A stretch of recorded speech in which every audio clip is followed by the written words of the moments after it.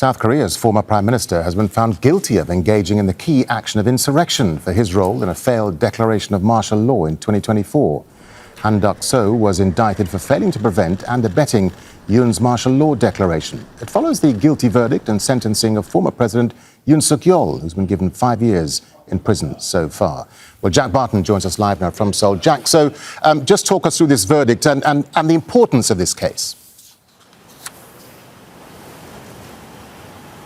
Well, we've reached the end of the verdict now in what is a very important case because former acting President Han Duck-soo is the first official to face a verdict on charges directly related to the act of martial law. That is the declaration made by former President Yoon Suk-yeol, who's since been impeached back in December 2024.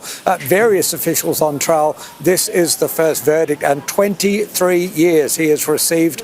That is higher than the 15 that the prosecution was asking for. He's been found guilty of all the major charges, including lying under oath, of helping organise a cabinet meeting that was made to look normal but was in fact a cabinet meeting preparing for the rolling out of martial law, and for also ordering the destruction of key evidence, which was a revision of the martial law draft that was supposed to be watered down after it failed. So a much stronger sentence than the prosecution had asked for. The judge also ruling that the declaration did amount to insurrection.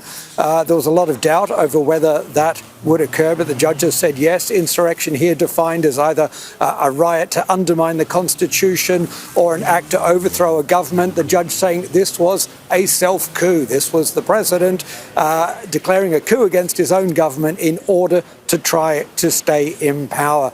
And he said it has shaken the very foundations of democracy here. So a strong sentence and very strong language from the judge. Yeah, Jack, and how does this case then relate to the verdict for former President Yoon Suk-yeol, which is due on February 19, I think?